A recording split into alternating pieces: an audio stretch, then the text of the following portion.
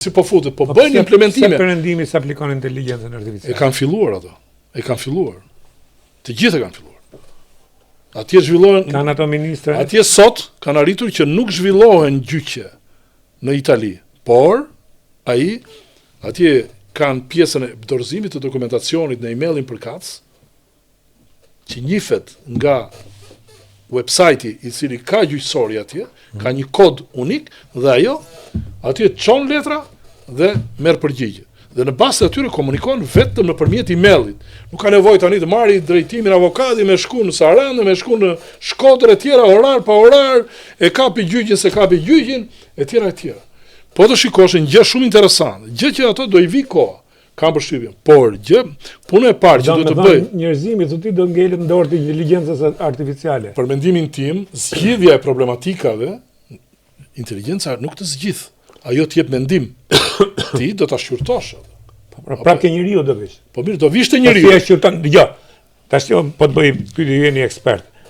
Po tani ki besim te kjo se po flet me njeriu, një sekond, po flet me një person që shumë i updateuar te pjesa e internetit. Për të sqaruar njerëzit. Edhe një. Pastaj vendimin do i japin njeriu. Jo, vendimi pasi ta lexoj, ta arsyetojnë e gjitha. Por mbi atë bazë edhe tash ti ne kemi kodin penal, kodin juridik, kodin penal, kodin çka kanë gjyqet, ligjet i kemi. Problemi është që ligjet nuk kanë aplikuar sepse ne nuk e kemi problemin ke mungesa e ligjeve, ne kemi problemin ke mungesa e njeriu. Pra, do të vi prapë ndor njeriu në fund. Dhe mendon ti se çdo gjykat do të bindet inteligjencës artificiale sa jesh. Po jo, atëherë kot çeka pra. Sa për të lexuar, sa për të bërë leximin. Edhe një herë, kur një proces mbaron për 4 ditë, tani pse do ta zgjasim ne 16 vjet? Jo, un po fus arsyen. Po fus arsyen. Pra, përderisa vendimin fund do japi njeriu, atëherë njeriu sot i ka ligjet. Por nuk i zbaton. Po ta shikosh, shqiptarët, merdi njëri dhe kishte bërë një kërkesë pa di, e kishte bërë me ChatGPT-n. Dhe e kishte nxjerr si dreqje edhe. Dhe i thash unë, kjo nuk bëni thash. Nuk e pranonte.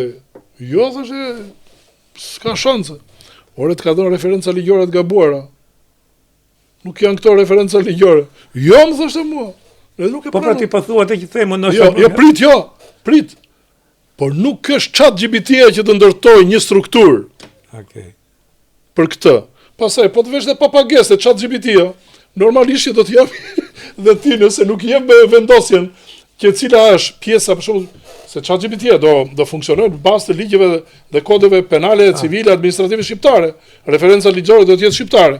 Nëse ti nuk regjistrohesh ta blesh me para atë mendimin dhe të japësh vendosjen, ajo të kalon në gjerësinë 3000 kilometra. Pra ka rrezën 3000 kilometra, të merr nga ligjet italiane, ligjet ku diuna zviceriane dhe ta jep gabim. Kështu që i them unë kështu hape ku e ke 75-ën i thashun. Fillon dhe 75, por nuk thotë kështu thoshë.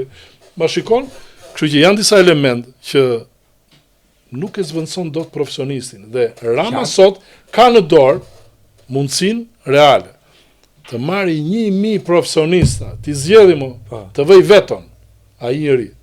Nuk i vjen e keqja nga kritika që bëjmë neve për administratën. Ne bëjmë kritikë si të bëhet më mirë. Jo kritikë që ne të rrëzojmë Ramën, se Ramën se rrëzojmë dot ne. Se Ramën e rrëzon vetëm Rama, që ta dish.